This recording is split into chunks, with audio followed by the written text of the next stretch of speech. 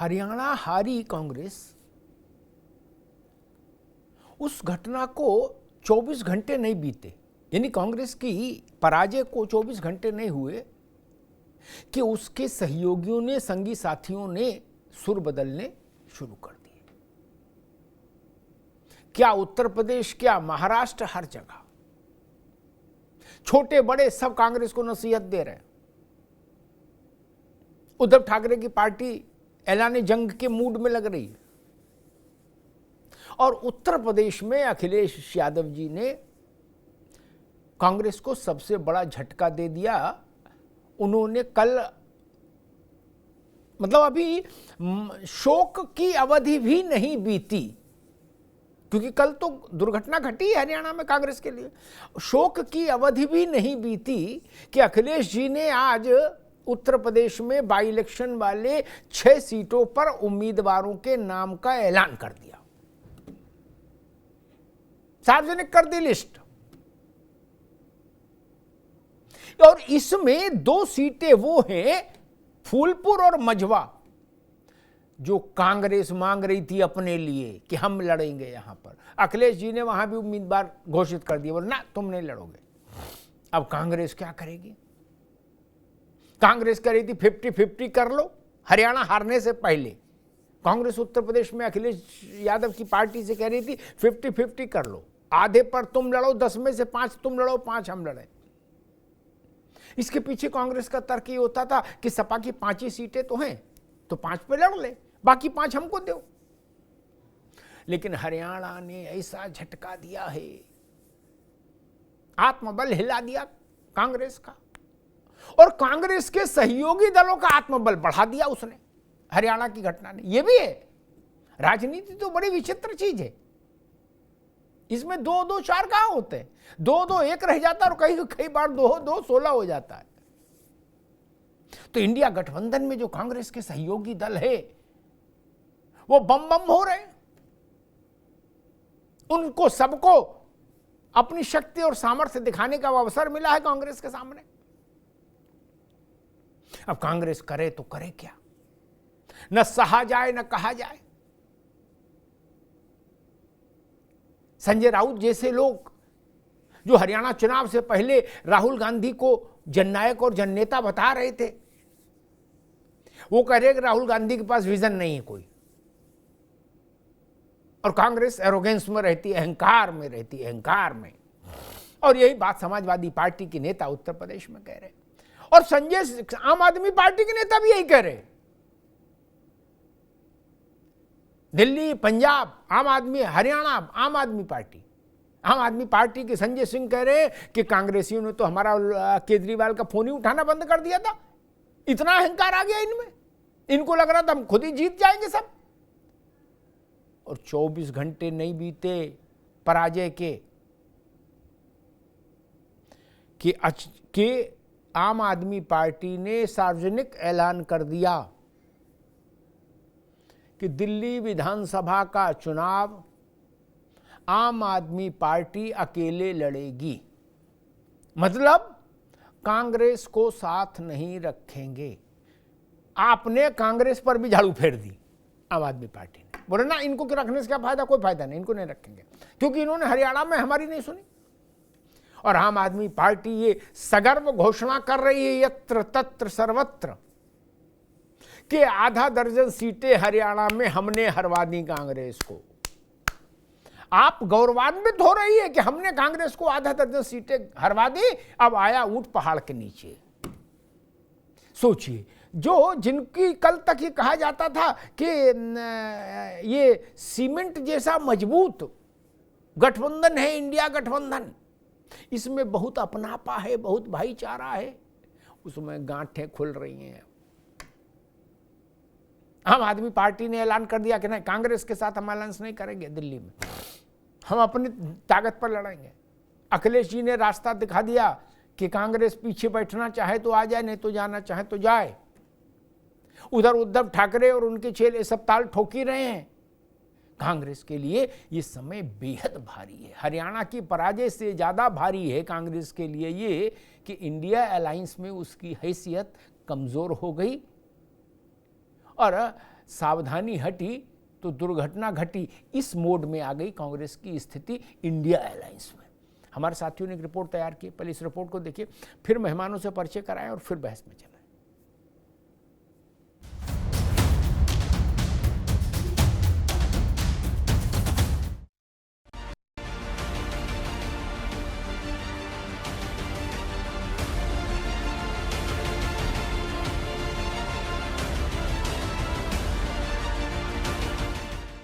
हरियाणा के चुनावी नतीजों के तुरंत बाद सपा मुखिया अखिलेश यादव के एक ऐलान ने कांग्रेस को नई टेंशन दे दी। दरअसल 10 सीटों पर होने वाले उपचुनाव के रण में सपा ने 6 सीटों पर उम्मीदवारों का ऐलान कर दिया।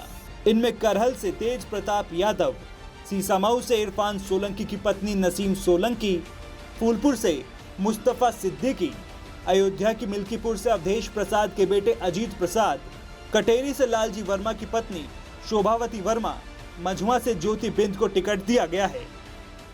जो आज 6 विधानसभा सीटों पर प्रत्याशियों की घोषणा हुई है, उसमें से 5 सीटों पर सपा के विधायक पहले से ही थे और वो उन जगहों पर विधायक सांसद हो गए हैं, और एक सीट जो और है वहां लोकसभा चुनाव में समाजवादी पार्टी ने भाजपा को हराने का काम किया था।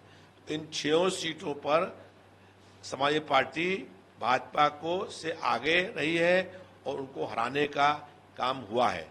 4 सीटों बाकी हैं, उसमें कांग्रेस पार्टी से गठबंधन की बातचीत हुई है और हम लोगों को विश्वास है कि गठबंधन हो जाएगा। हालांकि कांग्रेस पार्टी ने जम्मू कश्मीर और हरियाणा में सपा को एक भी सीट नहीं दी। अगर हरियाणा में कांग्रेस पार्टी ने सपा और आम आदमी पार्टी से तालमेल कर लिया होता तो आज हरियाणा में इंडिया गठबंधन की सरकार होती। इंडिया गठबंधन के आगोश में लोकसभा चुनाव लड़ने वाली सपा कांग्रेस में सीटों के बंटवारे को लेकर अभी कोई फाइनल डील नहीं हुई है। कांग्रेसी खेमे से 10 में से 5 सीटों का दावा भी किया गया।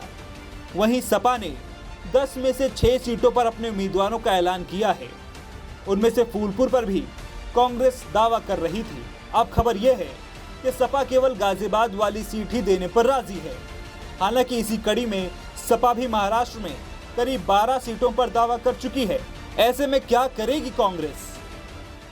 देखिए, कांग्रेस पार्टी का और कांग्रेस नेतृत्व का बहुत स्पष्ट इसमें मत है कि उत्तर प्रदेश के 10 उपचुनावों में इंडिया गठबंधन के 10 सीटें लड़ेंगे और मिलकर आपसी समन्वय से इन 10 सीटों पर हम विजय हासिल करेंगे। ये हमारा लक्ष्य है। इंडिया गठबंधन के कोऑर्डिनेशन कमेटी से अभी कोई चर्चा नहीं हुई है और अगर कोई होगी तो उसकी जानकारी मुझे नहीं है। बीजेपी वैसे तो उपचुनाव के बिसात पर पहले ही अपने टॉप 5 प्रभारियों की टीम उतार चुकी है।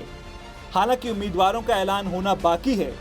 वहीं हरियाणा की बम्पर जीत से उत्साहित बीजेपी उपचुनाव के दंगल के लिए अपनी फुल तैयारी बता रही है।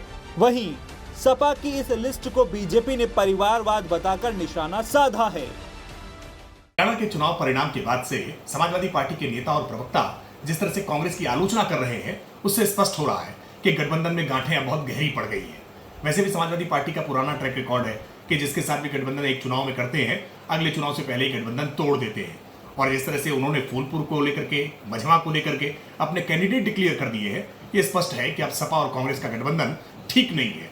समाजवादी पार्टी उनके साथ अब अपमानजनक व्यवहार करेगी, जैसा अपमानजनक व्यवहार कांग्रेस पार्टी ने हरियाणा में अखिलेश यादव जी के साथ किया था। लेकिन वो गठबंधन करे या ना करे, भारतीय जनता पार्टी अपने गठबंधन के साथ बहुत मजबूती के साथ तैयार है। बहरहाल अब इसे कांग्रेस की सियासी कमजोरी कहें या समय का खेल, क्योंकि हरियाणा में करारी हार के बाद सहयोगी दलों की नजरें कुछ बदली नजर आ रही हैं। शिवसेना की नसीहत के बाद सपा ने तो सीधी लकीर ही खींच दी। ऐसे में सवाल यही है कि क्या हरियाणा और एमपी का बदला यूपी में लेंगे अखिलेश? क्या उपचुनाव में साथ रह पाएंगे सपा कांग्रेस? आखिरी सीट बंटवारे से पहले ही अपने उम्मीदवारों के ऐलान के मायने क्या हैं?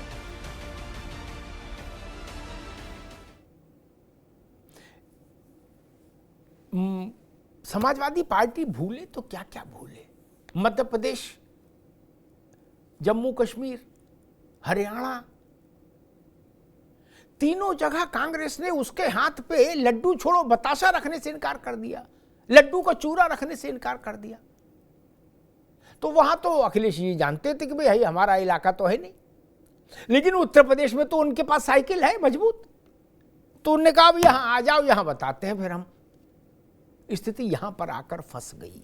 मेहमानों साहब का परिचय करा दे। ओपी सिंह साहब है, भारतीय जनता पार्टी के प्रवक्ता, ओपी सिंह जी का स्वागत है। अशोक यादव जी हैं, समाजवादी पार्टी के प्रवक्ता, अशोक जी का स्वागत है।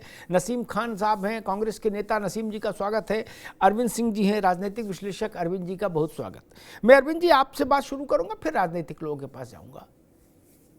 कल का जो घटनाक्रम रहा, हरियाणा में कांग्रेस हारी और जम्मू कश्मीर में भी कांग्रेस पराक्रम नहीं दिखा पाई कहीं कोई। वहां की जीत, वहां की सरकार फारूक अब्दुल्ला और उमर अब्दुल्ला की है, उनके परिवार की है। कांग्रेस 2 अंकों में नहीं पहुंची, दहाई में भी नहीं पहुंची 90 में से।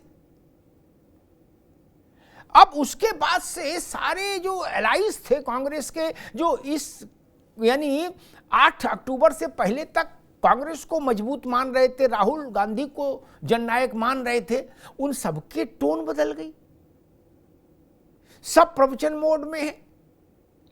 मैं संजय राउत को सुन रहा था, वो कह रहे थे राहुल गांधी में के पास विजन नहीं है और कांग्रेस एरोगेंट है। क्या सपा के भी लोग वही करे। अखिलेश जी ने तो 24 घंटे के भीतर ही लिस्ट जारी कर दी। अब रास्ता किधर जाता दिख रहा भाई?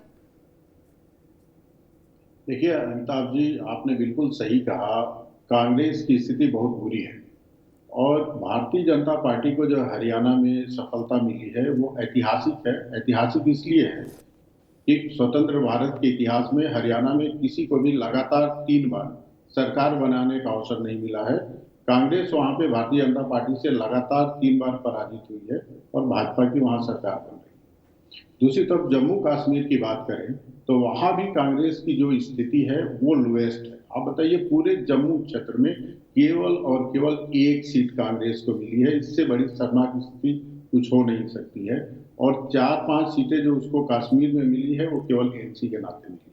तो एक तरह से यदि हम कहें कि जम्मू कश्मीर में कांग्रेस का सफाया हो गया है तो इसको अतिशयोक्ति नहीं कहेंगे, ये सच्चाई है, वहां की हकीकत है। अब दूसरी बात आ जाते हैं कि इनके दलों का, साथी दलों का व्यवहार कैसा है। तो आपने कहा ना कि न सहा जाए न रहा जाए। मैं कहूंगा तुम्ही से लड़ाई, तुम्ही से मोहब्बत और तुम्ही से लड़ाई, दुहाई रे दुहाई। तो स्थिति यही है। अब ये जो इंडी गठबंधन है, भानुमति का पिटारा है और विरोधाभासी गठबंधन है। विरोधाभासी इसलिए इसमें जो दल हैं इनके हित नहीं मिलते हैं और कांग्रेस के जितने इसमें सहयोगी हैं वो कहीं ना कहीं कांग्रेस की ही जमीन कब्जा करके कांग्रेस को ही दबा के आए। चाहे वो समाजवादी पार्टी हो या राष्ट्रीय जनता दल हो या टीएमसी हो या एनसीपी हो, सबने कांग्रेस का ही जमीन हथियाया है। तो हथियाई हुई जमीन वो छोड़ना नहीं चाहते हैं और कांग्रेस अपनी जमीन लेना चाहती है। तो इस मानसिकता से गठबंधन आगे चलना बड़ा मुश्किल है। तो वहां तो विरोधाभास थी, लेकिन एक अवसर मिल गया है।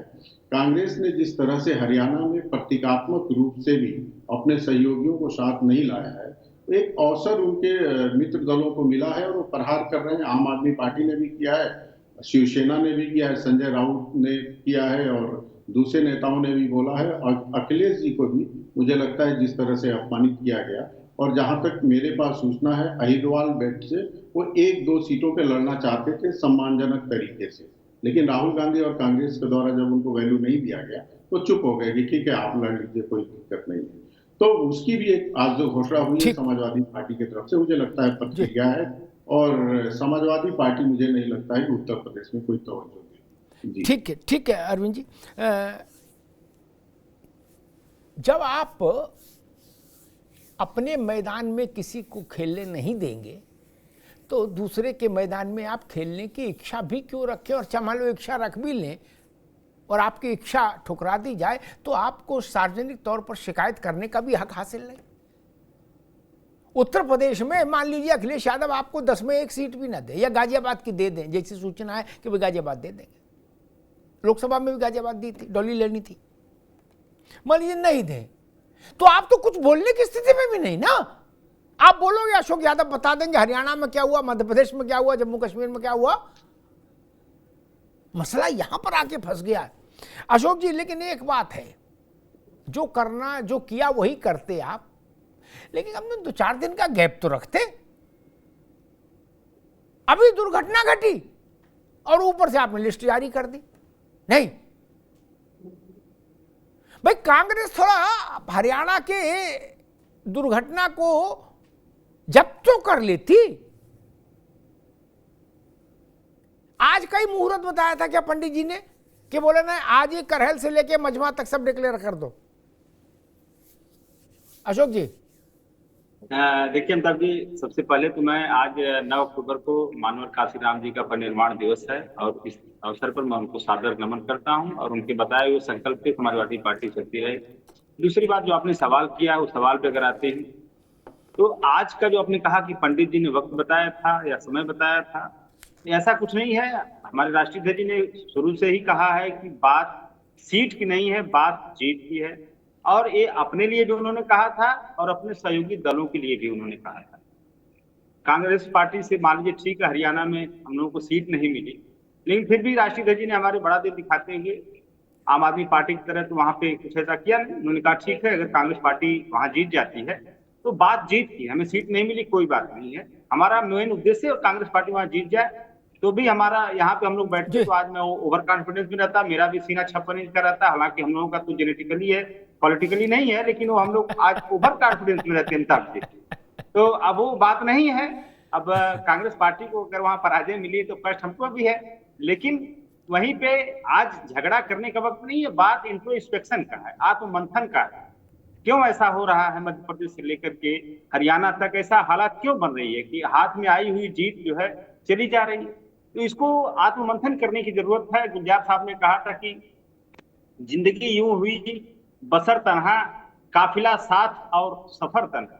काफिला साथ है, साथ में चलना चाहिए, सफर अकेले करने में कभी कभी दिक्कतें आती हैं।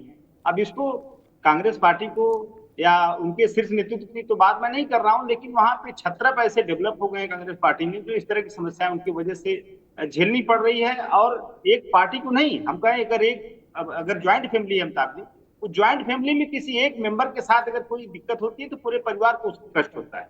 तो हम लोगों का यही स्थिति है, इंडिया गठबंधन में होने के नाते हमें भी कष्ट है। दूसरी बात देखिए, आज सवाल फिर मैं उत्तर प्रदेश पे आता हूं, जिसको भी कोरिलेट किया जा रहा है कि आज ही क्यों। हमारा मानना है कि हमारे पास समय नहीं है, बिल्कुल समय नहीं है। और हमारे मुख्य विपक्षी दल समाजवादी पार्टी की जिम्मेदारी बनती है कि उत्तर प्रदेश में भारतीय जनता पार्टी के 10 सीटों पर पटखनी देना। उसके लिए हमसे जो भी हो पा रहा है, हम उसको जल्दी से जल्दी उसको करके अपनी रणनीति पे आगे बढ़ना चाहते हैं। और कांग्रेस पार्टी को अभी भी हम यही कह रहे हैं, हमारे भाई है कांग्रेस पार्टी के लोग, उनको हम एकोमोडेट करने के लिए आज भी तैयार हैं और कल भी तैयार थे। हमारा दिल बहुत बड़ा है, हम लोग हमेशा जो है खुले मन से खुले दिल से अपने सहयोगियों को साथ लेकर के चलते हैं और इसी को हम लोग अपने आगे भी कार्यक्रमों में लेकर चलने का प्रयास करेंगे। मतलब ये है कि भाई लड्डू तो नहीं देंगे, लेकिन चूरा बचेगा तो दे देंगे, डिब्बा झाड़ देंगे, हाथ रखे फैलाए और डिब्बा को चूरा उरा देंगे। ठीक, मंदिर के बाहर ऐसा होता था। तो अशोक जी ने कहा, नसीम भाई आपके पास आ रहा हूं, अशोक जी ने कहा कि नहीं अब समय नहीं बचा, और राष्ट्रीय अध्यक्ष जी ने कहा कि भाजपा को पटकनी देनी, इसलिए समय नहीं, तुरंत आज ही जारी करो। मैं कुछ नाम पढ़ता हूं। तेज प्रताप को जब अखिलेश जी ने कन्नौज लड़ने का फैसला किया था, उसी दिन तेज प्रताप को बता दिया गया था कि तुमको हम लड़ाएंगे करहल बाई इलेक्शन। ठीक, लिस्ट की जरूरत नहीं, तेज प्रताप को लिस्ट की जरूरत है नहीं, अशोक जी भी जानते हैं और हम तो जानते ही हैं। इरफान सोलंकी की पत्नी को पहले से बता दिया गया था कि भाई तुम चुनाव लड़ोगी। वहां इरफान सोलंकी की पत्नी के अलावा कोई दूसरा लड़ भी नहीं सकता सभा से ढंग का। अवधेश प्रसाद सांसद फैजाबाद, अशोक जी नाम पर ध्यान दीजिएगा, क्या वो लड़के को लेके अखिलेश जी के यहाँ आए थे, अखिलेश जी ने आशीर्वाद दिया था, उन्होंने कहा भाई इनको टिकट दे दो, जिम्मेदारी मेरी। बोले जाओ, जिम्मेदारी तुम्हारी रहेगी। क्या उनको भी लिस्ट की जरूरत नहीं।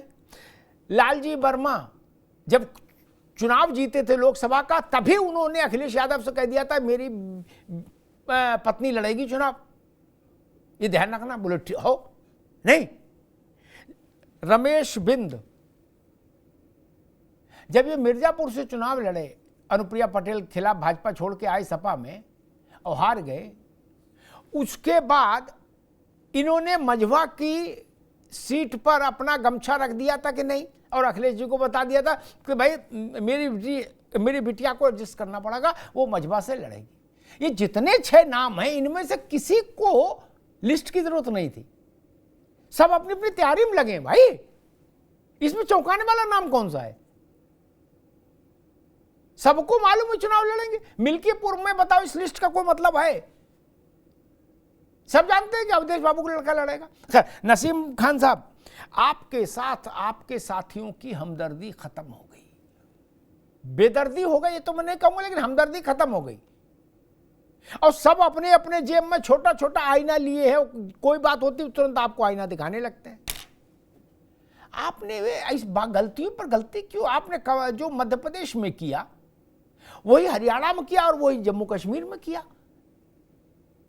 आप सत्ता बांटना नहीं चाहते हो और जमींदारी पूरी चाहते हो। नहीं, बिना बांटे सत्ता कहां मिलेगी? इसीलिए अखिलेश यादव ने झटका दे दिया। नसीम बाबू, नहीं नहीं अमिताभ जी, ऐसा नहीं है बिल्कुल भी जी। फिर निश्चित रूप से हरियाणा में हमारी सोच के खिलाफ नहीं, पूरे देश के विश्लेषकों, खासकर मैं ये कह दूं सर्वे वाले, टेलीविजन वाले और जितने भी भारतीय जनता पार्टी के शुभचिंतक हैं, उन सबकी सोच के खिलाफ हरियाणा में जो रिजल्ट आया है हमारे खिलाफ, तो निश्चित रूप से हमारे ऊपर सवाल खड़ा हो रहा है और इसका पार्टी मंथन करेगी।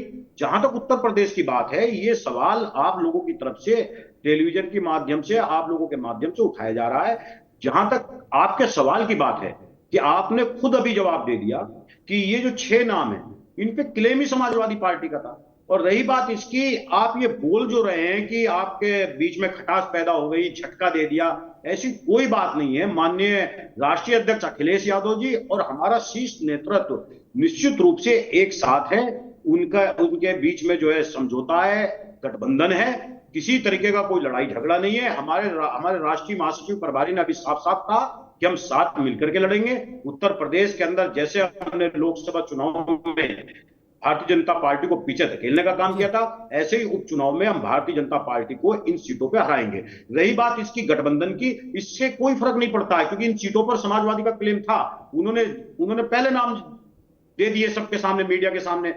हमने भी 10 सीट पर अपनी तैयारी स्टार्ट कर दी थी। हमने संविधान बचाओ सम्मेलन, संविधान सम्मान सम्मेलन, और हमने इसकी तैयारी की है। 10-10 हजार आदमी इकट्ठा हो रहा है अलीगढ़ में। खैर विधानसभा के अंदर अभी नसीमुद्दीन सिद्दीकी साहब के नेतृत्व में 10,000 आदमियों की मीटिंग हुई, मीरापुर में मीटिंग हुई, गाजियाबाद में बूथ सम्मेलन हुआ। इसका मतलब ये नहीं है कि हम 10 सीटों पर सम्मेलन कर रहे हैं तो हम समाजवादी को पीछे धकेल रहे हैं, बल्कि ये है कि जहां समाजवादी का कैंडिडेट चुनाव लड़ेगा, हमारा वर्कर, बूथ वर्कर उनके साथ खड़ा होकर, उनके प्रत्याशी के साथ खड़ा होकर, अखिलेश यादव जी की विचारधारा के साथ खड़ा होकर के, राहुल जी की विचारधारा के साथ खड़ा होकर के पार्टी प्रत्याशी के लिए काम करेगा। 10 सीट पे समाजवादी भी काम कर रही है, 200 सीट पे कांग्रेस भी काम कर रही है, माननीय अध्यक्ष अजय राय जी के नेतृत्व में और अखिलेश यादव जी के नेतृत्व में। जहां जिस सीट पर समझौता होगा उस पर कांग्रेस और समाजवादी का गठबंधन योगी सरकार के ठीक है नसीम बाबू, ठीक है। अभी किसी तरह की कोई लड़ाई नहीं है। हाँ, टेलीविजन चैनल खुद जरूर, अरे रुक जाओ भाई, चैनल ठीक है, बीच में लड़ाई रुक जाओ भैया, रुक जाओ। 3 छोटे छोटे बयान बता दूं, फिर ओपी सिंह जी के पास जाओ, ताकि आपका भी वो साफ रहे, कहीं धुंध नहीं रहे, ना चश्मे पे ना विचार में।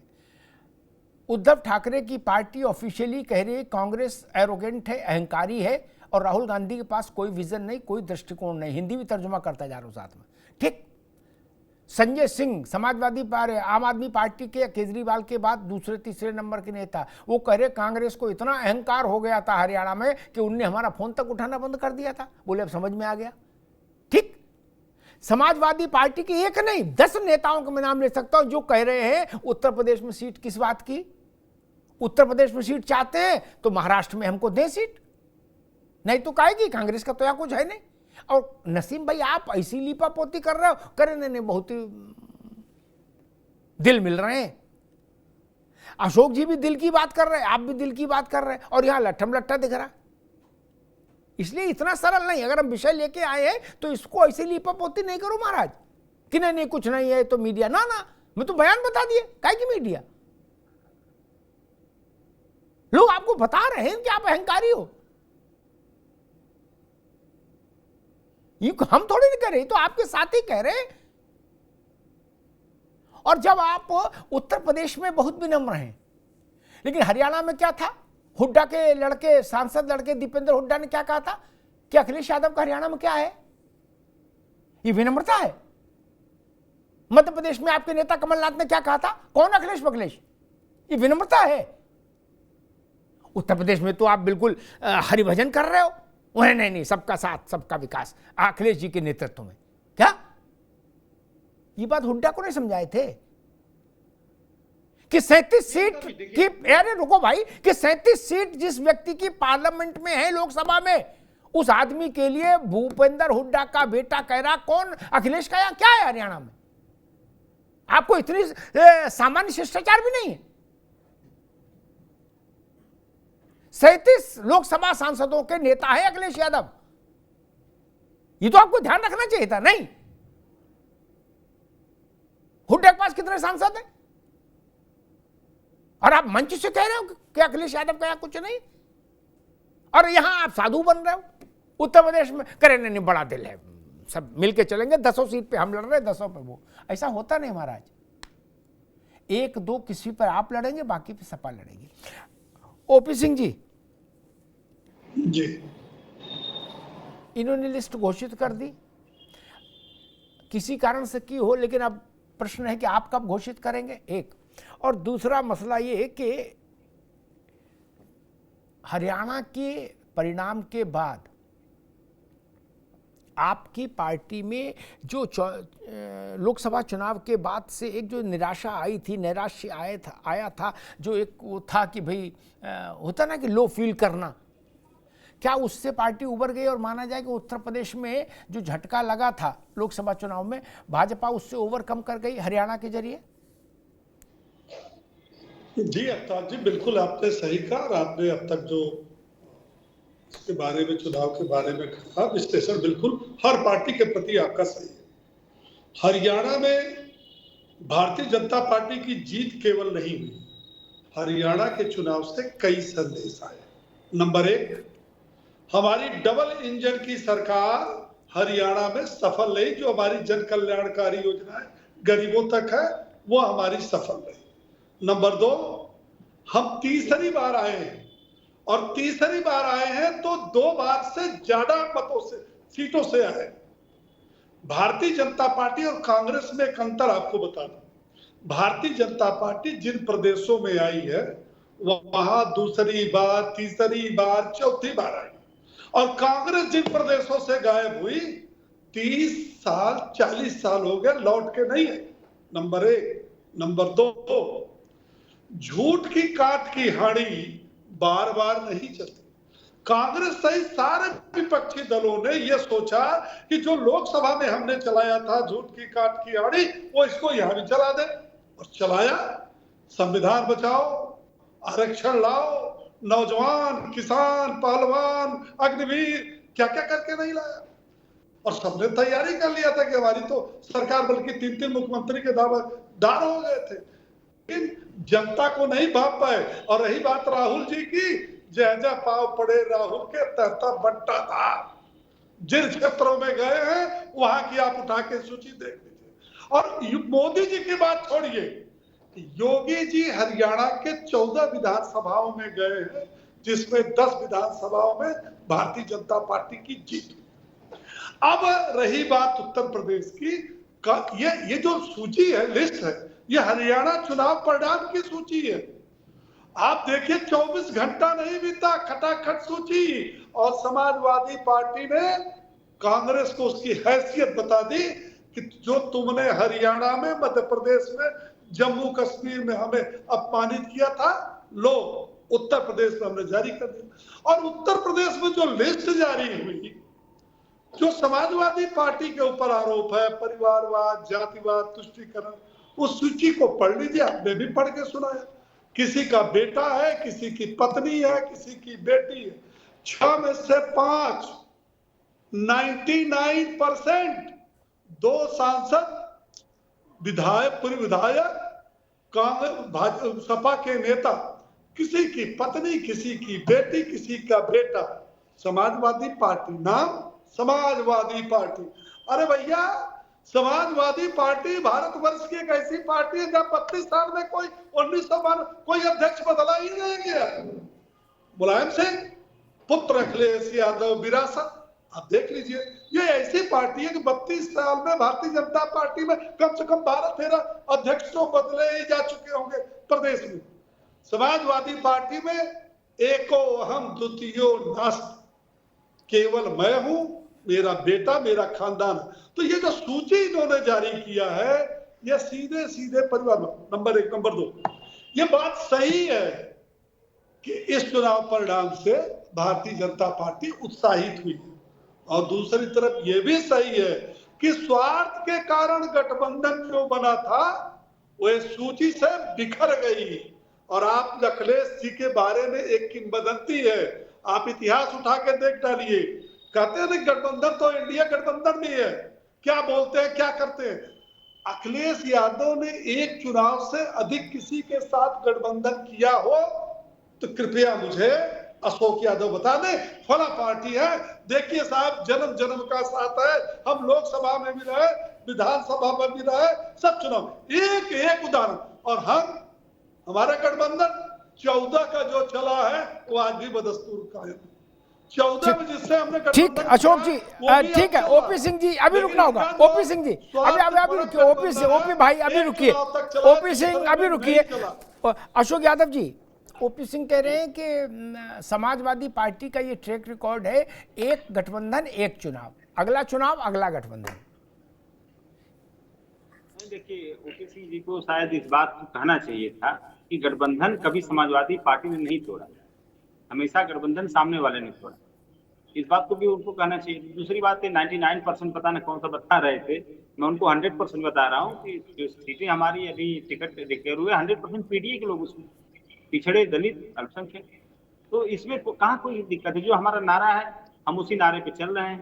और दूसरी बात, आपने कहा कि जहाँ जहाँ योगी जी 10 सीटों पे गए, तो योगी जी और मोदी जी तो उत्तर प्रदेश में 85 सीटों पे गए, तो क्या हुआ, सारी सीटों पे गए थे ना मोदी जी, योगी जी, तो 37 सीटों पे क्या नहीं गए थे क्या वो लोग। तो ऐसा न कहिए कि जहां जहां योगी जी जा रहे हैं, जहां जहां मोदी जी जा रहे हैं, कुछ सब जय जयकार। देखिए अब्दाब जी, कारपोरेट में एक कहावत है, there are so many lacunas of failure and there is no lacunas for success. आप सक्सेस हैं, मार एकदम फेंकिए जो फेंकना है, ये है वो है, जो हार गया उसके पास 50 कमियां निकलेंगी, अरे ये नहीं होते यार तो जीत गए होते। अशोक भाई एक मिनट ठीक अशोक जी, क्या ये सच नहीं, मैं अरविंद जी आपके पास आ रहा हूं, लेकिन एक बात कहूं जो अशोक जी ने कही उस पर, क्या ये सच नहीं कि कल 10 बजे तक नरेंद्र मोदी की राजनीतिक, उनके सूर्य के राजनीतिक डूबने की भविष्यवाणी का वो नहीं लिख दिया गया था, शोक गीत नहीं लिख दिया गया था कि मोदी खत्म हो गए, ब्रांड मोदी खत्म हो गया, क्या नहीं लिख दिया गया था। और अगर भाजपा हार जाती तो क्या आप और कांग्रेस इतना बोल के रह जाते कि ठीक है, सफलता के सब जय जयकार करते, असफलता का कमियां निकालते, ऐसा कह के तो नहीं रहते। आप लोग एक लंबी चौड़ा चार्जशीट पढ़ते और कहते नहीं, हमारी बात पत्थर लकीर मानो, मोदी खत्म हो गए, भाजपा खत्म हो गई।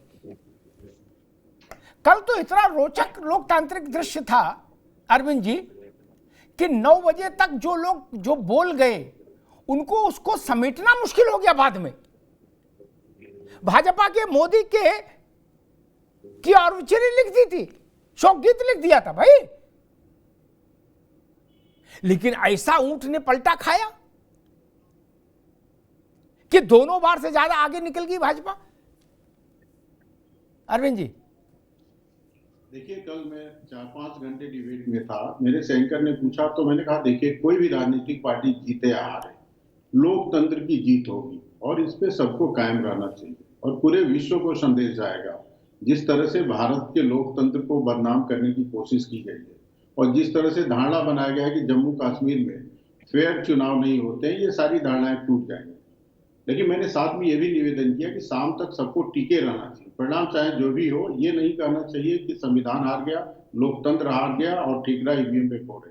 लेकिन शाम होते होते सब आ गए, संविधान भी हारा, ईवीएम पे भी ठीकरा फोड़ा गया और लोकतंत्र को भी स्वीकार्य नहीं हुआ। लोकतंत्र की जीत नहीं हुई, फिर तंत्र की जीत कही जाने लगी।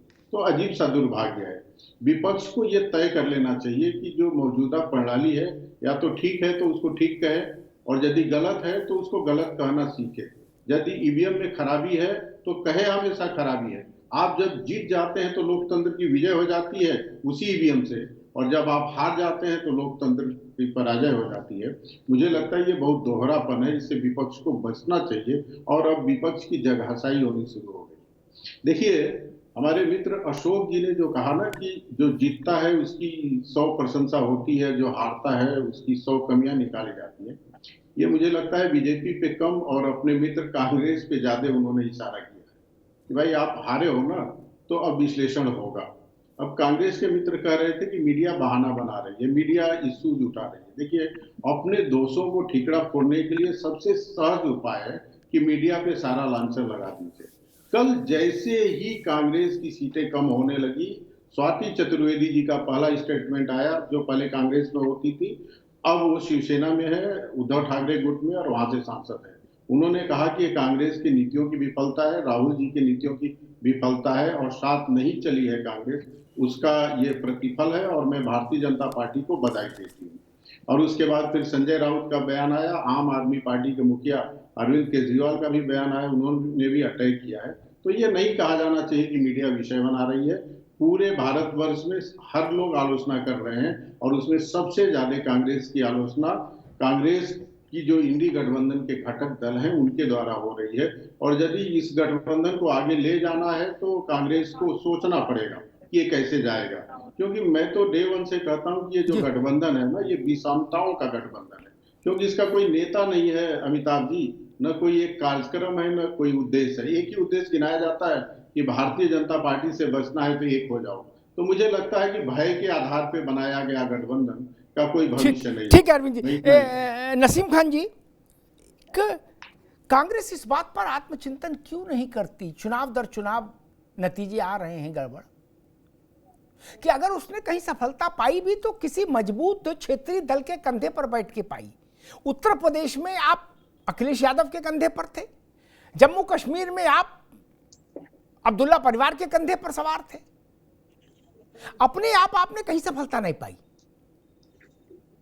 कर्नाटक छोड़ दें तो। ये संकट है आपके साथ। आप ये क्यों नहीं समीक्षा करती है कांग्रेस, या कब करेगी कि आप अपने सहयोगियों के साथ शक्ति और सामर्थ्य बांटना क्यों नहीं चाहते?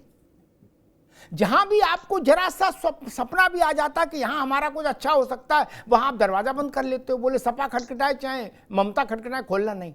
क्या ना गुड्डू बंद कर दे, सांकल लगा। बोले नहीं अखिलेश यादव खटखटा दो, खोलना नहीं। क्या बोले चुनाव बाद खोलेंगे। बोले और चार खरी खोटी सुना दो छत पे जाके। ऐसा क्यों करते नसीम भाई, जब पता है कि लौट के दुख होगा तो इन्हीं लोगों के पास आना है? जी देखिए, ऐसा बिल्कुल भी नहीं है। हमने हिमाचल में भी जीत हासिल की है, कर्नाटक का आपने कह ही दिया।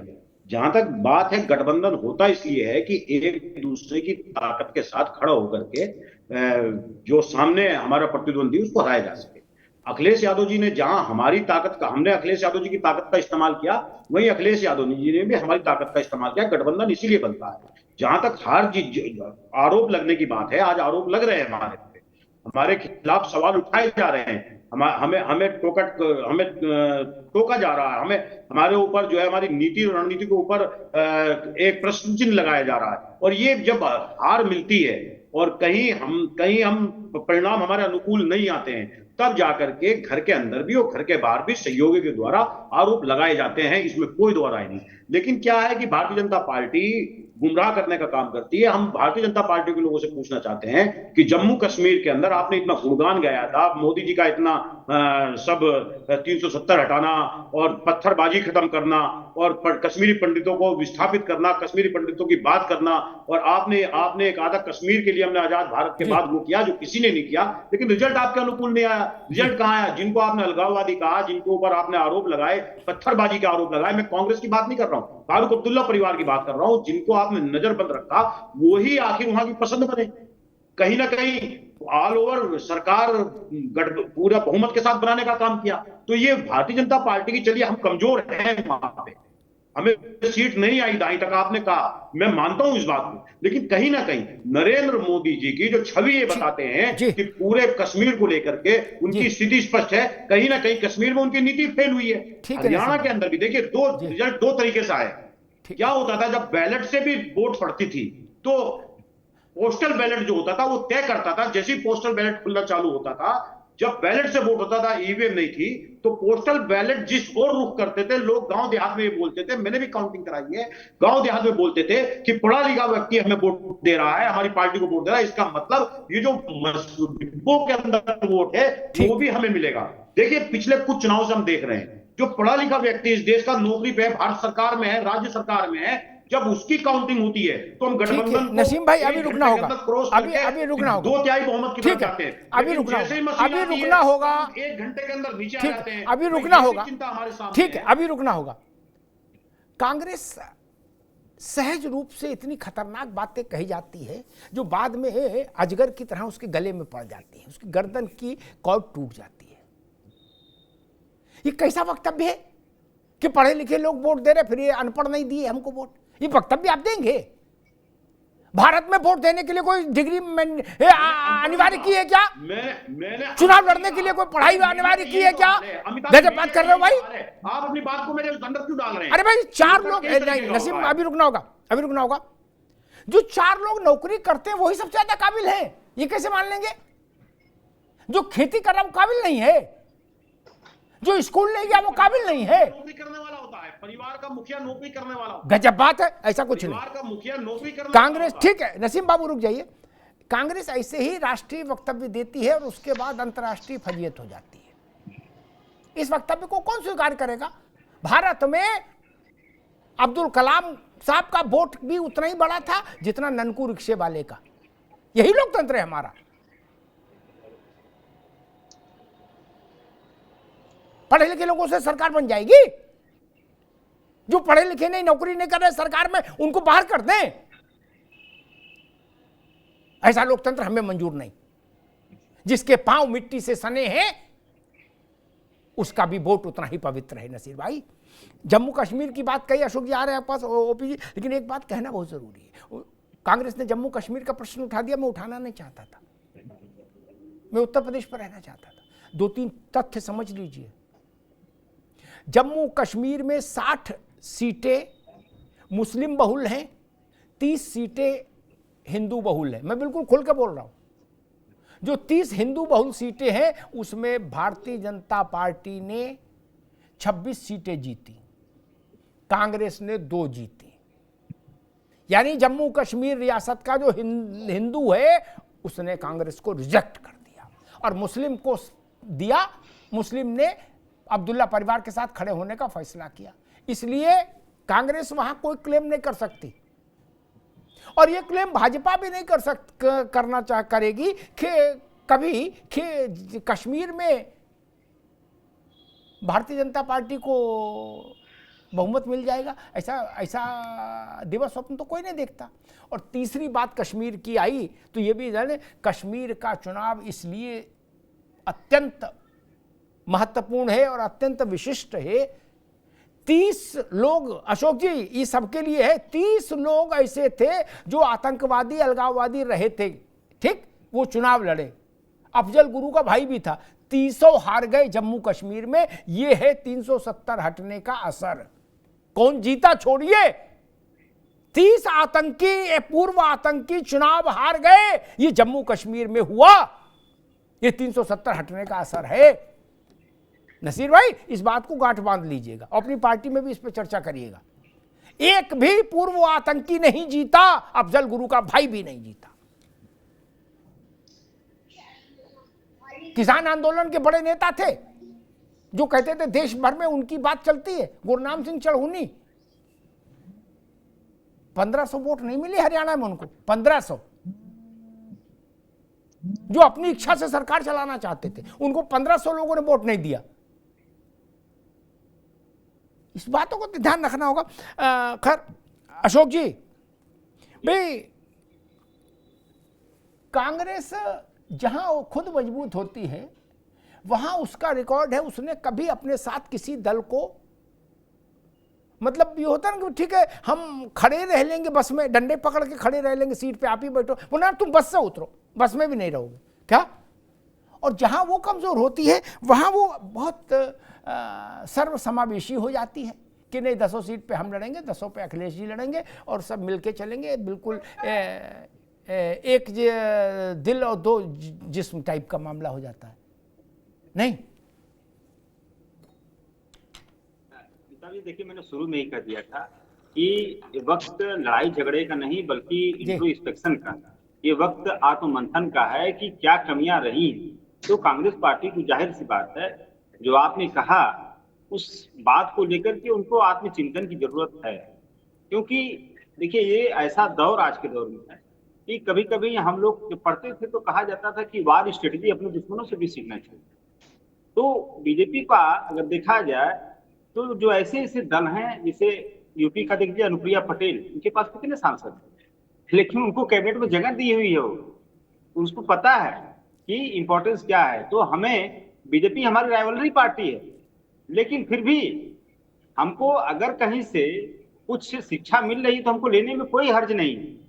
तो अगर कांग्रेस पार्टी को ये आत्ममंथन करके अगर कुछ अच्छा रिजल्ट आ सकता है तो हम लोग चाहेंगे कि कांग्रेस पार्टी उसको आत्मचिंतन करे और हमारे हैंड से एज ए उस परिवार के एक छोटा सा सदस्य हम लोग भी हैं इंडिया गठबंधन के, और हमारे हैंड से जो भी चीजें हो सकती हैं हम लोग तो राष्ट्रीय जी ने इसके पहले जो आपने ओपी सिंह जी ने कहा कि बसपा का उन्होंने एग्जांपल की, मतलब कि जिसके साथ एक बार जाते हैं गठबंधन टूट जाता है, लेकिन उस दौर में भी राष्ट्रीय अध्यक्ष ने देखा होगा आपने, बसपा को 0 से 10 पे पहुंचाया और हम 5 के 5 रह गए, आपको याद होगा।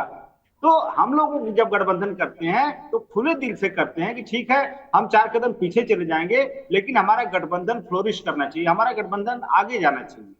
तो इस नियत से और इस चिंतन से अगर गठबंधन होता है तो आगे जाता है अमिताभ जी। तो इसमें तो कोई दिक्कत नहीं है। जो आपने कहा उस बात को मैं समर्थन करता हूं कि हमें अपने सहयोगी दलों को, सबको, चाहे हम यूपी में हमारा दायित्व है कि हम अपने अंदर आत्ममंथन करें, अगर हमारा परफॉर्मेंस पुअर होता है तो कांग्रेस को अपने स्टेट में परफॉर्मेंस पुअर होने पे उसको आत्ममंथन की जरूरत है। तो हर दल को आत्मचिंतन आत्ममंथन करने की जरूरत है। एरोगेंस एक ऐसा वर्ड है जो किसी भी गठबंधन के लिए, किसी भी व्यक्ति के लिए, जैसे हरियाणा में हुड्डा जी का अगर व्यक्तिगत कहा जाए तो बल्कि कांग्रेस का शीर्ष नेतृत्व उसके लिए जिम्मेदार नहीं है। जो हम लोग अपने स्तर से देखे कि हुड्डा एंड फैमिली वो मेन कल्प्रिट हरियाणा को हराने में है। जिस तरह से कमलनाथ जी मध्य प्रदेश हरवा दिए कांग्रेस को, उसी तरह हुड्डा जी एंड उनकी फैमिली हरियाणा को हरवा दिया। उसका दुख पूरे इंडिया गठबंधन को है। तो अब क्या कहा जाए, इसको कांग्रेस के शीर्ष नेतृत्व को इस बात का संज्ञान लेना चाहिए कि इस तरह के जो ऐसे छत्रप हैं जो अगर शीर्ष नेतृत्व के काबू में नहीं आ रहे हैं, अपना मनमानी तलवार भांज रहे हैं, कुछ भी कर दे रहे हैं, उनके ऊपर तो कांग्रेस पार्टी को सोचना चाहिए और ऐसे लोगों को काबू में करने के लिए उनके इंटरनल जो पॉलिसीज है उस पर कुछ न कुछ विचार करना चाहिए जनता को। ठीक, बड़ी मांग है। नसीम भाई के पास जब आऊंगा तो उनसे कहूंगा इस पर चर्चा जरूर करें। रुक जाइए, मैं ओपी सिंह के पास, अरविंद जाएंगे अभी। ओपी सिंह जी,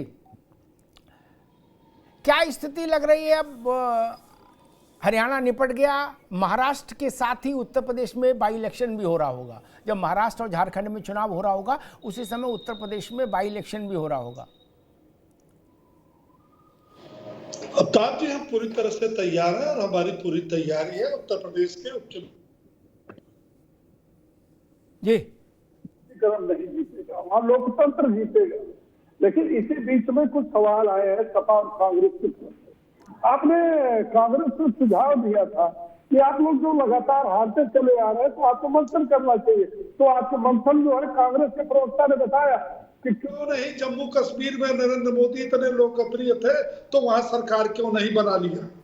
इनका यही आत्ममंथन है। नरेंद्र मोदी जी कहाँ है, कैसे है, किन परिस्थितियों में है, कहाँ उनकी सरकार बनी नहीं है। दो बातें मैं कहना चाहता हूँ।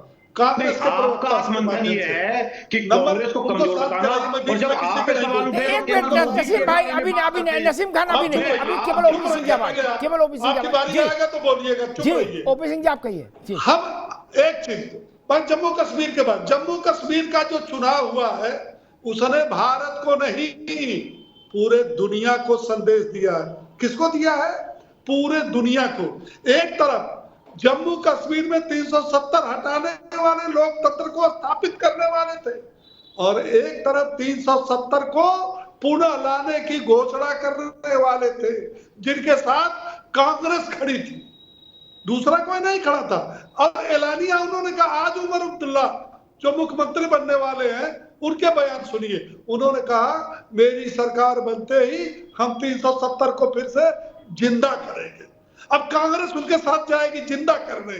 और जब इनका जो है भारत जोड़ो यात्रा चला तो 2014 के बाद पहली बार कांग्रेस गई थी वहां, जो कश्मीर में जाकर के झंडा फहरा करके सभा किया था। ये हमारी देन है, लोकतंत्र को कायम करना, 370 को वहां से हटाना और भारत के हिस्से से जोड़ना। और दूसरी बात, 70% तक वोट पड़ा है, ये है लोकतंत्र की स्थापना। किन्हीं बूथों पर 69-70 पड़ा। दूसरा एक और बता दूं कांग्रेस का, आज कांग्रेस के सांसद तारिक अनवर साहब ने एक बयान दिया है, कहा कि ये जो चुनाव आयोग है यह आयोग संदिग्ध है। हिमाचल में हमारी जीत होते होते रह गई, इसमें कहीं न कहीं चुनाव आयोग का जो है हाथ। अगर ये हिमाचल में जीतते हैं तो चुनाव आयोग इनके ठीक है, ये तमिलनाडु में जीतते हैं तो इनके लिए सही है, ये कर्नाटक में जीतते हैं तो इनके लिए।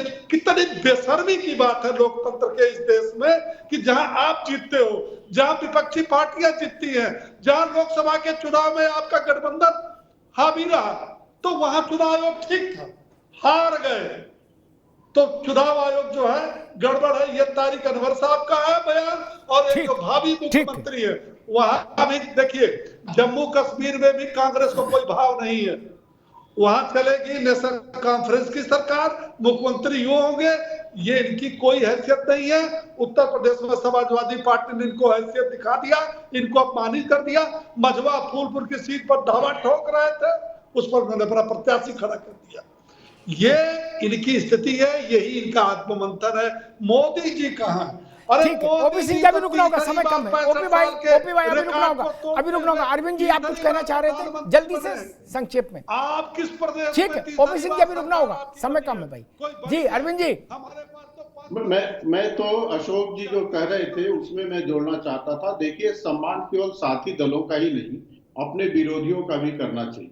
और मैं एक उदाहरण के साथ इसको स्थापित करूंगा। भारतीय जनता पार्टी और समाजवादी पार्टी में हमेशा गलाकाट प्रतियोगिता रहती है, लेकिन भारतीय जनता पार्टी की जब केंद्र में सरकार बनी तो उन्होंने मुलायम सिंह यादव जी को पद्म विभूषण दिया, जबकि दोनों में कहीं भी कभी न गठबंधन हुआ, न कभी आपस में कभी लेन देन रहा, न सौहार्द रहा। लेकिन जब आप राजनीति में होते हैं तो देश और नेताओं की महत्ता को समझना होता है। मुलायम सिंह यादव की चाहे आप जितनी भी आलोचना कर लें, लेकिन भारतीय जनता पार्टी समझती थी कि जिस कुनबे से और जिस गली कूचे से उठकर केंद्र स्तर तक वो पहुंचे हैं और जो उनका योगदान है, भले ही कुछ मुद्दों में वो असहमत हो, उससे 100% हम असहमत नहीं हो सकते। तो भारतीय जनता पार्टी ने मुलायम सिंह को दिया। कांग्रेस से लड़ती रही है भारतीय जनता पार्टी, नरसिम्हा राव को दिया, क्योंकि नरसिम्हा राव के नाते देश की आर्थिक नीतियां बदली और देश विकास के रास्ते पर गया। इसको बीजेपी ने कहीं ना कहीं स्वीकार किया, उनको दिया। कर्पूरी ठाकुर को दिया। लेकिन अमिताभ जी, मैं शॉर्ट में कहना चाहूंगा कि कांग्रेस के डीएनए में नहीं है। कांग्रेस के डीएनए में है खुद के सरकार में खुद के प्रधानमंत्री को देना। जवाहरलाल नेहरू और इंदिरा गांधी इसके उदाहरण है। और बाबा साहब अम्बेडकर को भी कांग्रेस ने कोई भी पुरस्कार देने के लायक नहीं समझा। उनको पुरस्कार तब मिला जब कांग्रेस सत्ता से हटी। और ठीक है अरविंद जी, अभी रुकना होगा। नसीम खान साहब, दो प्रश्न हैं। एक तो ये कि आपकी सहयोगी समाजवादी पार्टी कह रही है, और समाजवादी पार्टी वो है जिसके इंडिया गठबंधन में कांग्रेस के बाद सर्वाधिक सांसद हैं। वो पार्टी कह रही है कि हुड्डा और कमलनाथ जैसे लोगों के पर सोचिए, इन लोगों ने गठबंधन को नुकसान पहुंचाया है। कांग्रेस ऐसा करने की स्थिति में है क्या, एक। और दूसरा प्रश्न ये कि कर्पूरी ठाकुर हो, मुलायम सिंह हो, चरण सिंह हो, इवन बाबा साहब हो, हैं, किसी को का सम्मान कांग्रेस ने अपने हाथ से नहीं किया। कांग्रेस ने अपनी माला अपने गले डाली, दूसरे के नहीं। नसीम खान। मैं बिल्कुल, देखिए आपकी बात को मैं इस बात से कहना चाहता हूं जो अशोक भाई ने कही है, सहयोगी छोटा हो बड़ा हो, और इस टाइम तो समाजवादी पार्टी उत्तर प्रदेश के अंदर जो सांसदों की संख्या है वो बहुत बड़ी है, और बड़ी भी ना होती, मैं स्पष्ट रूप से कांग्रेसी नेता होने के नाते और बहुत छोटा नेता होने के नाते ये मानता हूं, सहयोगियों का सम्मान होना चाहिए और कोई भी निर्णय हो बिना सहयोगियों के नहीं होना चाहिए। और हमारे राष्ट्रीय नेतृत्व को और सभी गठबंधन के नेतृत्व को ये समझना चाहिए। जहां तक नरेंद्र मोदी जी की बात की, नरेंद्र मोदी जी के गठबंधन की बात की, जब आप कमजोर हुए 242 पे रह गए तब आप गले लगा रहे हैं। उससे पहले नरेंद्र मोदी जी कहां पूछते थे। जहां तक जम्मू कश्मीर की बात है, जम्मू कश्मीर के कहा कि जी देखिए बहुत बड़ा काम कर दिया, चुनाव हुआ, कि ये ऐसी बात है जैसे कंगना रनौत ने कहा आजादी 2014 के बाद मिली है। क्या जम्मू कश्मीर में 1947 के बाद चुनाव नहीं हुए कभी? क्या पहली बार चुनाव हुए? पहली बार जो है मुख्यमंत्री चुना जा रहा है। ये लोग इस तरीके की बातें करते हैं जैसे जो भी कुछ हो रहा है वो मोदी जी के नेतृत्व में हो रहा, मोदी जी के उसमें हो रहा है। दूसरी चीज मैं कहना चाहता हूं, अमिताभ जी आपके ऊपर एक सवाल खड़ा करना चाहता हूं। जब मैंने पोस्टल बैलेट और मशीन के बीच के डिफरेंट को बात की तो आपने तुरंत मेरे पे एक आरोप लगा दिया अशिक्षित वोटर और शिक्षित वोटर की, कांग्रेस ऐसी बात कहती है। लेकिन जब मैंने जम्मू कश्मीर की बात कही तो अमिताभ ने आपने एंकरिंग करते हुए मेरे पे सवाल खड़ा कर दिया, और आपने बहुत जो कि शिक्षित और अशिक्षित से भी भयंकर कमेंट्स है आपने कर दिया हिंदू और मुसलमान, कि मुसलमानों ने आपको दे दी, हिंदुओं ने उसको दे दी। जिस तरीके से राष्ट्रपति का वोटर और ननकू का वोट एक होता है, उसी तरीके से हिंदू का भी वोट एक है और मुसलमान का भी वोट एक है। जहां तक हिंदू की बात है कि हिंदुओं ने पसंद किया नरेंद्र मोदी जी को, तो मैं लोकसभा चुनाव की बात कहना चाहता हूं 2019 की। क्यों हिंदुओं ने अयोध्या के अंदर नरेंद्र मोदी जी और योगी जी को नकार दिया? ठीक है नसीम बाबू, रुकना होगा, समय कम है, समय कम है, अब रुक जाना होगा। मैं इसका उत्तर दूंगा, मैं उत्तर दूंगा कि क्यों मैंने ऐसा कहा, उत्तर दूंगा। अशोक यादव, लास्ट कमेंट, कुछ सलाह देना चाहते हैं कांग्रेस को तो दे दीजिए। नहीं अमिताभ जी, देखिए सलाह मुझे नहीं कुछ देना, जो देना था, जो कहना था मैंने आपके माध्यम से, आपके चैनल के माध्यम से मैंने कह दिया। लेकिन मैं यही कहना चाहूंगा कि कांग्रेस पार्टी और हम समाजवादी पार्टी का जो गठबंधन है उसको, उस गठबंधन धर्म को समाजवादी पार्टी पूरी संजीदगी के साथ निभाने का प्रयास करेगी, और उस प्रयास में जितना भी उससे हो सकता है हम लोग वो प्रयास को आगे बढ़ाएंगे, और आगामी 10 जो चुनाव है उन सीटों पर भाजपा को पटखनी देंगे। ठीक, OP Singh ji last comment. देखिए कांग्रेस पार्टी तो परजीवी पार्टी है, चाहे वो जम्मू कश्मीर में जाकर के उमर अब्दुल्ला, फारूक अब्दुल्ला के कंधे पर जाए, चाहे उत्तर प्रदेश में आके अखिलेश यादव के कंधे पर जाए, ये तो परजीवी पार्टी है। इनकी अपनी कोई तो स्थिति है नहीं। जहां इनकी स्थिति थी वहां आप देख लीजिए, राजस्थान, मध्य प्रदेश, आप ये जो हरियाणा और इधर के जितने चुनाव हुए उसमें इनकी स्थिति देख लिया। रही बात जो है ये जो 10 उपचुनाव विधानसभा के होने वाले हैं, इस चुनाव के बाद आप देखिएगा 10 सीटों पर भारतीय जनता पार्टी का परचम लहराएगा। ये फिर पीडीए लेकर आएंगे, ये फिर परिवारवाद लेकर आएंगे, ये फिर तुष्टीकरण की राजनीति लेकर आएंगे। लेकिन डबल इंजन की सरकार ने जो काम किया है या जो कर रही है उसको जनता निश्चित रूप से जिस प्रकार से हरियाणा में स्वीकार किया उसी प्रकार से उत्तर प्रदेश में भी स्वीकार करेगी। ठीक, मैं बड़ा हैरान हूं, बड़ी गंभीर बात कह रहा हूं कि कांग्रेस को इस बात पर आपत्ति है कि ये मैंने कैसे क्यों बोला कि हिंदू बहुल सीटें कितनी है जम्मू कश्मीर में और मुस्लिम बहुल कितनी है। आपने कहा वोट तो एक है, क्या हिंदू मुसलमान? अच्छा जी, मान लेते हैं, आपकी बात से रमाते। लेकिन जब आपको मंच पे माइक मिलता है तो आप 5000 6000 जातियां हिंदुओं की गिनाते हैं कि नहीं गिनाते? काछी, कोरी, कुर्मी, धानोक, धीमर गिनाते हो ना? आपने तो 24 घंटे जात की माला जपनी है। आप केवल हिंदू नहीं स्वीकार कर सकते, केवल भारतीय नहीं स्वीकार कर सकते। बोले नहीं, 10,000 जात खोजो, बिना जात के आगे नहीं बढ़ेंगे, प्राण दे देंगे लेकिन जात खोजेंगे। ये किसकी धारणा है? आप भारत के नागरिक को 6,000 8,000 वर्गों में बांटने को उद्यत हो, आमादा हो। मैं 2 विभाजन दे रहा हूं, हिंदू और मुसलमान। इसमें आपत्ति है आपको? तो माइनॉरिटी कमीशन खत्म करें, माइनॉरिटी कमीशन खत्म करें। भाई साहब इतने भोले ना बनो महाराज। इसमें यह कहां से गलत हो गया कि हिंदू बहुल सीटें और मुस्लिम बहुल सीटें? कहां से गलत हो जाएगा?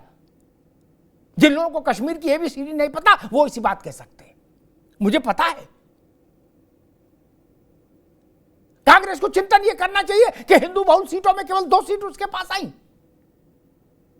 उस पर चिंतन ना करके वो करे ऐसी बात क्यों कही दी? गजब बात है भाई। आप हिंदुस्तान के व्यक्ति की एक नागरिक की पहचान को 10,000 भागों में बांटना चाहते हो कि अहीर, तो अहीर में भी घोसी की कमरिया ले कर लो बात। अशोक जी आप समझ रहे हैं ना? राहुल गांधी घोसी और कमरिया तक जाएंगे तो फिरोजाबाद में आपके लिए दिक्कत हो जाएगी, जसराना में और अम्बेडकर वहां आजमगढ़ में। तब तो ये समझना पड़ेगा कि दुर्गा कौन है और बलराम कौन है और संग्राम सिंह कौन है। घोसी कमरिया नहीं, उसमें भारत बढ़ जाए कोई दिक्कत नहीं। अच्छा, फिर आज प्रधानमंत्री ने कही वो बात मैं पहले कई बार उठा भी चुका, ये बौद्धिक बेईमानी क्यों? अरविंद जी आप चिंतनशील व्यक्ति हैं, ये बौद्धिक बेईमानी क्यों हिंदुओं की जात खोज खोज के लाई जा रही है? क्या मुसलमान में जात नहीं होती? क्या होती है? मुसलमान उस जाति के आधार पर लाभ ले रहे हैं, उनकी जातियां लिस्टेड है सरकार के दस्तावेजों में, उनकी चर्चा नहीं करता कोई, नहीं ना? क्यों? जातिगत जनगणना कराएंगे राहुल गांधी बोले, करा के मानेंगे। ओके ठीक है, करा के मानोगे, लेकिन हम इतनी सी मासूम सी एक अर्जी लगा रहे हैं कि आप ये मान लो कि हम उसमें मुसलमानों की भी जातियों की गिनती कराएंगे। आप मानने को तैयार नहीं, आप छत से कूदने को आवाना है, बोले ना ये नहीं मानेंगे, कुर्ता छोड़ दो। यही तो हम निवेदन कर रहे हैं, हिंदुओं की सब जातियां गिन लो, लेकिन मुसलमानों में जो 1000-1500 जातियां उनको भी तो गिनो भैया। नहीं, बहुत सारी जातियां ऐसी हैं, सारे मित्र जानते हैं, सब पढ़े लिखे लोग हैं अशोक जी, जो कर्म के आधार पर तय हुई थी। क्या? क्योंकि भारत का आदि विभाजन तो कर्म के आधार पर ही है, उसको जातियों का रूप बाद में दिया गया, वो बहस अलग है, अकादमिक बहस। धोबी दोनों तरफ है, बढ़ई दोनों तरफ है, नाई दोनों तरफ है ना?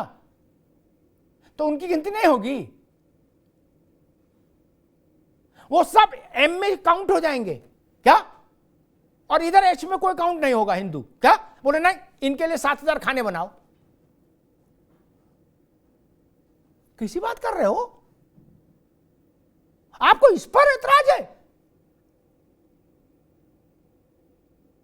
और कांग्रेस ने क्या कहा कि पहले पुराने समय में जब बैलेट से चुनाव होता था तो पोस्टल बैलेट खुलता था, तो लोग, हमारे गांव के लोग कहते थे कि जब पढ़े लिखे नौकरी, सरकारी नौकरी में जो लोग हैं उनने हमें जिता दिया, तो ये इसका क्या भाव है? उनको नोबल दे रहे हो?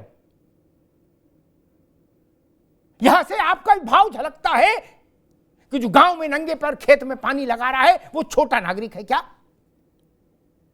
इसीलिए शरद पवार ने कहा था कि कांग्रेस जमींदार वाले एटीट्यूड से बाहर नहीं आना चाहती। आप किसी को नहीं गांठ रहे। मध्य प्रदेश में जब चुनाव था तब दूसरे अखिलेश यादव थे, तब उनकी हैसियत दूसरी थी। हरियाणा और जम्मू कश्मीर जब चुनाव था तो अखिलेश यादव बिल्कुल परिवर्तित अखिलेश यादव थे भारत के राजनीतिक आकाश पर। आपने क्या सम्मान दिया उनका? क्या सम्मान किया उनका? आपके पूरे उसमें, पूरे इंडिया गठबंधन में 99 के बाद तो 37 ही हैं। आपके छोटे मोटे नेता अखिलेश यादव पर टिप्पणी करते, जो 2 सांसद नहीं जिता सकते वो अखिलेश यादव पर टिप्पणी करते। फिर आप कहते हो कि नहीं हम तो सबको साथ लेके चलना चाहते हैं। ऐसे नहीं चलता महाराज। आपकी 99 है, पूरे देश भर में लड़े तब, वो अकेले उत्तर प्रदेश में 37 हैं। छोटी उपलब्धि नहीं। आप सम्मान ही नहीं करना चाहते। जो बात अरविंद जी कह रहे थे कि जब आप अपने साथियों का सम्मान नहीं करें तो बाकी फिर क्या करेंगे। भाजपा ने मुलायम सिंह जी को पद्म विभूषण दिया, ये सच है, इससे कोई इनकार कर सकता है क्या? और ये छोटी घटना नहीं थी। इस देश में बाबा साहब को भारत रत्न मिले, इसके लिए इस देश को कितने वर्ष इंतजार करना पड़ा, आपको पता है ना। राजीव गांधी तक को मिल गया, फिर बाबा साहब को मिला। बाबा साहब राजीव गांधी से भी छोटे थे। राजीव गांधी बड़े बूढ़े थे, बाबा साहब लड़के थे, ऐसा था क्या? बोले नहीं लड़के हैं, इनको क्या बाद में दे देंगे, बड़े बूढ़ों को दो पहले। जिसने बारात में होता बोले पहले बड़े बूढ़ों को रचना करो, लड़को साइड आ जाओ, ऐसा था क्या? नहीं। आज कांशीराम जी का प्रसंग भी है। भारतीय जनता पार्टी, समाजवादी पार्टी, सबने स्मरण किया कांशीराम का। मैं नसीम खान की बात नहीं कर रहा। भाजपा के बड़े से बड़े नेताओं ने कांशीराम जी का स्मरण किया है, कुछ लिख के। कांग्रेस के बड़े नेताओं को याद भी नहीं होगा कि कांशीराम का आज कुछ है। सम्मान देने की प्रथा सीखनी होगी। जमींदारी उन्मूलन हो चुका देश में महाराज, ये क्यों नहीं समझ रहे आप? और उत्तर प्रदेश में तो चरण सिंह कर गए थे जमींदारी उन्मूलन है। आप क्यों नहीं मानते जमींदारी उन्मूलन हो गया? इंदिरा गांधी प्रीवी पर्स खत्म कर गई थी, आप अभी तक मुगले आजम हैं, उस माइंडसेट से बाहर नहीं आना चाहते। एक और बात कहूं, जम्मू कश्मीर अन्य राज्यों से अलग है। एक भी पोलिंग सेंटर पर, अशोक भाई इससे आप भी सहमत होंगे, राजनीतिक मतभेद अलग है लेकिन देश तो देश है, एक भी पोलिंग सेंटर पर पुनर्मतदान नहीं हुआ। क्या? एक भी हिंसा की घटना नहीं घटित हुई। ये छोटी उपलब्धि है क्या हमारे देश के लिए? जम्मू कश्मीर में इसको इसी भाव से लीजिए मित्र, इसको हल्का मत करिए। जम्मू कश्मीर जब कांग्रेस नहीं थी तब भी जम्मू कश्मीर था, जब भाजपा और सपा बसपा नहीं रहेंगी तब भी था। और आखिरी बात, ईवीएम अगर मनुष्य का रूप होती तो वो कांग्रेस के दरवाजे जाकर सिर पटक पटक के रोती कि भैया हमने क्या गुनाह किया यार, हमें काहे लथेड़ रहे हो। थेथरई हो रही है। आपके 99 लोकसभा क्षेत्रों में ईवीएम परम पवित्र गंगा नहा के आई क्या? बाकी सब में ईवीएम फेल है। ऐसी बात को मानेगा? ऐसी बात बोलना भी नहीं चाहिए, शर्मिंदगी होती है ऐसे से। तो बोले हिमाचल में ओके है ईवीएम, कर्नाटक में ओके है, तमिलनाडु में स्टालिन कह रहे ओके है, उत्तर प्रदेश में 37 सीटों के लिए सपा कह रही ओके है, बोले बाकी गड़बड़ है। ऐसा नहीं चलता ना। आधा लड्डू कड़वा है आधा मीठा, ऐसा होगा क्या? या तो कड़वा होगा या मीठा होगा। ईवीएम खराब है तो 99 से इस्तीफा दिला दो। कल 99 लोकसभा सदस्यों से कल सुबह इस्तीफा दिला दो, नहा धो के सबसे पहला काम यही करो। क्या? तब जान आएगी आपकी बात में कि ईवीएम गड़बड़ है। ईवीएम का फल भी खाए रहो गुरु है। ईवीएम का ही फल है ना सांसदीय विधायकी, और ईवीएम को गाली भी दे रहे हो। इतना बेवफा नहीं होना चाहिए। नहीं, जिसे नहीं था वो नोट पे लिखा था सोनम गुप्ता बेवफा, है ना? वैसे ईवीएम के लिए ऐसा क्यों कहते हो? ईवीएम ने क्या बिगाड़ा? इसी ईवीएम से अगर आपको याद हो, आपकी सरकार रही है मनमोहन सिंह की 2 बार, इसी ईवीएम से। नहीं, जिसने आपको इतना बख्शा, 2 बार सरकार रही है इसी ईवीएम से, उसको आप चाहे जब अनर्गल बातें बोलने लगते हो, ये तरीका ठीक नहीं। धन्यवाद।